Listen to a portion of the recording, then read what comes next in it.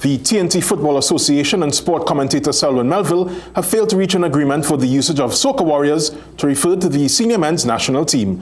The search for a new national nickname is now on. However, one industry expert believes there is still room for the parties to compromise.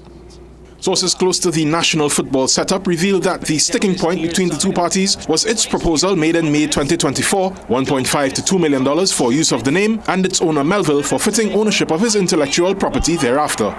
Melville called the proposal ridiculous and the manner in which it was communicated less than ideal. Well, we give them a 5-year agreement over the next 5 years that they pay a certain amount of money.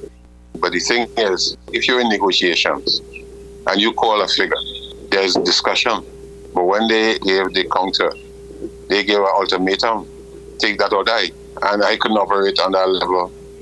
Senior intellectual property lecturer at the University of the West Indies St. Augustine campus, Dr. Justin Koo, says despite what's at risk, by law, Melville has a point. It is his prerogative to not want to sell the trademark. I think that's perfectly fine.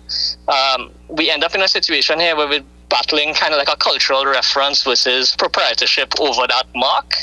But there's nothing stopping anyone from registering such marks. So I think Melville is completely in the right to say, this is my trademark. If you don't want my terms, your way, my way or the highway. So I think that's perfectly fine. But obviously it's a sensitive situation because this is the national teams. The commentator's claim on the senior men's national team's nickname dates back to 1998 and took flight as this country persevered to its first World Cup finals in Germany 2006.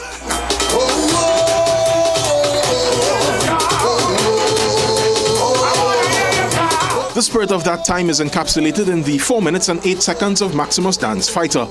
The matter has spanned several different administrations, including FIFA's Normalization Committee. In 2017, the TTFA abandoned its effort to trademark the name in the United States.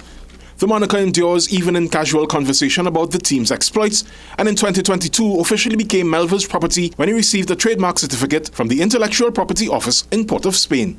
He says he remains a patriot, all while defending his right to his IP. Yesterday, the TTFA made public its decision to move on from the name, choosing instead to crowdsource a new one for the senior men's national team. Dr. Koo notes that from his own research, Melville's registration of the trademark only pertains to certain aspects of usage, most prominently for items of apparel. He says there may be a window of opportunity for the TTFA. One of the big gaps in the trademark that he has is that under Class 41, which is for like things like sporting activities, cultural events and things like that, he does not have sporting activities as part of the registration.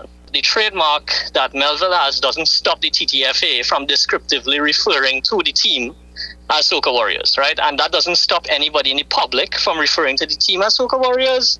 That doesn't stop Maximus Dan from being able to sing about the Soca Warriors because it's descriptive use. Dr. Koo went on to suggest the best case scenario.